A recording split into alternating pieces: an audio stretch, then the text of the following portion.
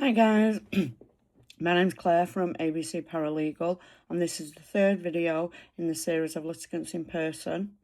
And this video is what judges expect from self-represented parties. Many parents enter family court believing that if they simply explain their story clearly, the judge will understand their position. But in reality, judges are looking for something more specific. In this video, we're going to look at what judges actually expect from self-represented parties in family court and how those expectations can impact your family case. In England and Wales, decisions involving children are made under the Children Act 1989, and the key principle is the child's welfare is the paramount consideration, and that's set out in the Children Act Section 1. This shapes everything the judge is looking at in the case. So let's discuss the expectations. So the first one is focus on the child, not a conflict. Judges are not there to resolve personal disputes between parents. They're there to determine what's best for your child. So a litigant who focuses on the routine, the emotional stability, their needs, would present a far more effective view than blaming the other parent. Expectation 2, organisation and preparation. Judges expect you to be prepared. Just like the solicitor or the barrister or paralegal Mackenzie friend, they expect everyone to be prepared.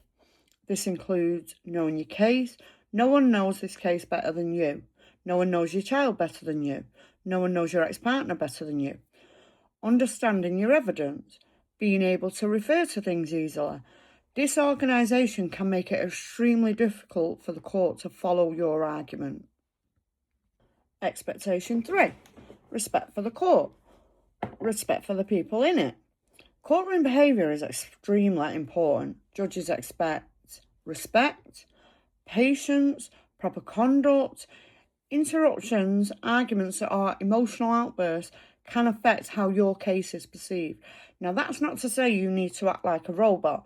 This is your child. It's one of the most important factors within your life, if not the most important. Of course, it's going to get emotional.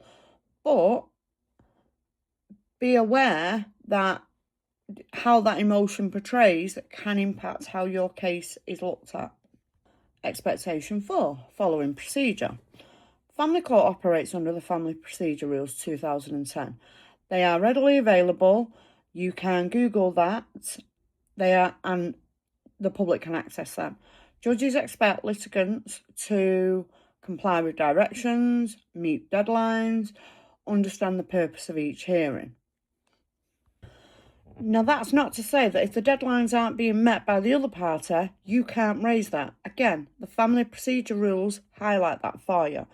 You can notify the court and the other party via email to make them aware them deadlines are not being met. That is an issue of compliance, which needs to be raised to the judge. Expectation 5, clarity and relevance. Judges have limited time. You have to remember your hearing most often will be for an hour. They expect clear points, relevant information, and focused submissions. So again, what a lot of people tend to do, this is the first person or the first professional that has heard their version of events. They want to tell that judge as much as possible. Now, in reality, what they're potentially doing is detracting from important points that should be being raised by wasting time on absolutely irrelevant things. Now, of course, it's relevant to you, but in this kind of scope, it's not always relevant. Try and explain things that will strengthen your case, not weaken. Potentially, the judge may give more weight to a clear, on-point, short explanation than a very long, unfocused one. So a good tip is writing down the points that you want to say. Prioritise them. put them in 1 to 10, what you need to be able to make sure you say. Everything else can kind of come in the flow of the discussions. So let's give some examples of these points. Focusing on the wrong issues. In some hearings, a parent spends a large amount of time discussing issues between adults and disagreements, arguments, or past behaviour.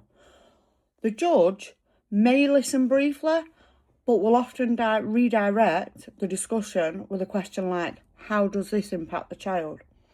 And then what is happening there is the shift highlights to what the court actually wants to focus on. Another example is not knowing your own evidence. So a litigant refers to important messages or documents, but when the judge has to see them, they can't locate them. So the hearing will move on, and that evidence may not be properly considered. So in contrast, when a litigant can immediately refer to the correct document, it allows the court to engage with the evidence effectively. Another example, over talking instead of answering. Sometimes when a judge asks a direct question, a litigant gives a long explanation that doesn't actually answer the question. So you may hear something like, that's not exactly what I asked. Judges want clear, direct answers, not extended explanations in an attempt to deviate from what's being asked. Another example is reacting to allegations. Now, this is often a sore point for people. In some hearings, when allegations are raised, a person wants to react immediately and emotionally. They can interrupt or try and respond before being asked. And that, in essence, is lack of courtesy, and it makes a difference. How many of us have been interrupted while talking and rolled our eyes about not being listened to? That could be part of the allegations that are being raised. And by doing that, you are essentially showing the court you are that person that is being described. Just don't do it. Wait your turn to speak. Even when it's serious, the court expects a structured response, not an immediate reaction. And a key phrase is, listen to communicate, do not listen to respond. Because how you do that can affect how your position is received. So the key takeaway from this video is, family court is not just about what you say. It's about how you present your case and how you follow the process and whether you focus on the child's welfare. Now, a lot of people can blame the other party for not doing things, but in reality, there's two people. You just need to prioritise what you're doing. And the judges don't expect perfection. They expect clarity, structure and relevance. In the next video, I'm going to discuss how to organise a bundle properly, which is one of the most important practical steps you can take as a litigant in person. And if you're currently preparing for a hearing, understanding these points can make a real difference to how your case is received. Thank you for watching. Don't forget to like and subscribe.